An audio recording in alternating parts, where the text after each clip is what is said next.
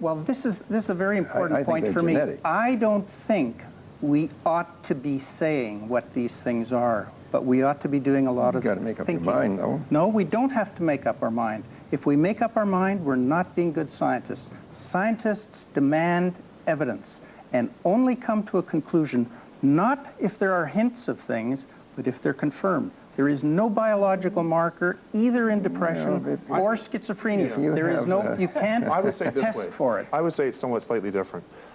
Do we know what the etiology, what the cause is of diabetes mellitus? The answer is no, we don't.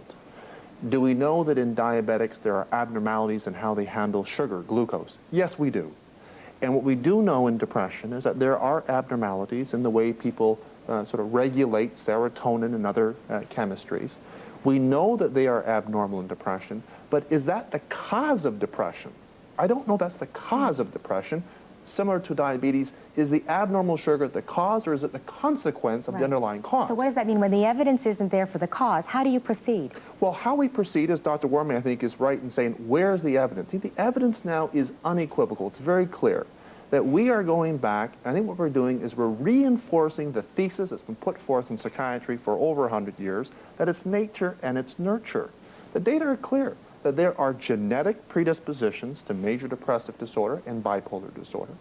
And in the context of stressors, particularly overwhelming stressors, early age onset stressors, these stressors can unmask, if you will, that predisposition to the illness. This is analogous or similar to diabetes.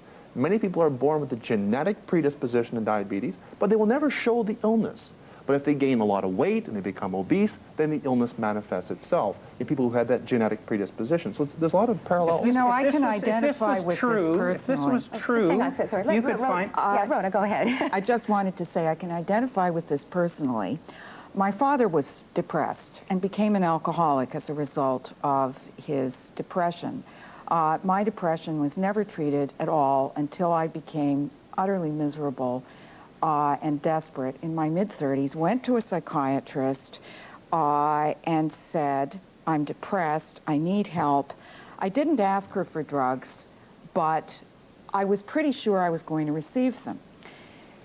She asked me a number of questions about myself and my life and really probed into my family.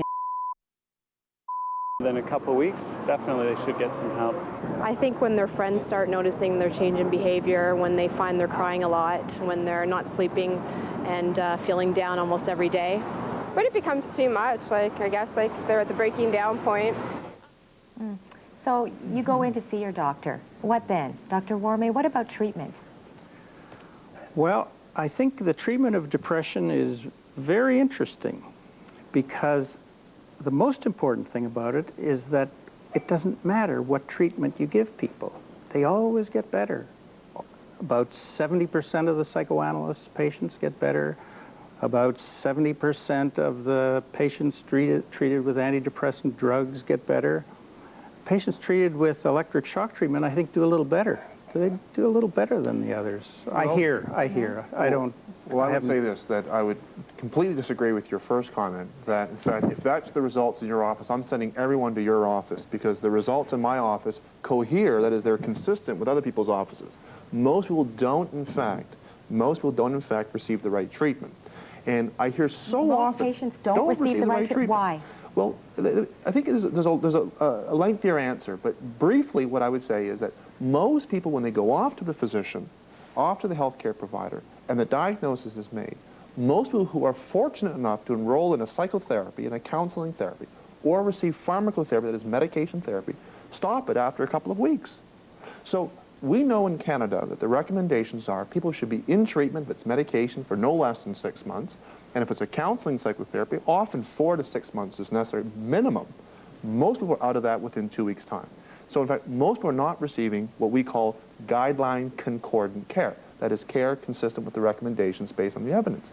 But is the treatment correct in the first place? Often, if the treatment is a pharmacotherapy for a well-diagnosed depression, or what we call a depression-specific psychotherapy, cognitive behavioral therapy is a very well-known therapy for depression, proven in depression, that in fact the outcomes can be very, very good. Yeah, because I know all you have to do is go into your internet and punch in antidepressant versus placebo, and you'll see the results.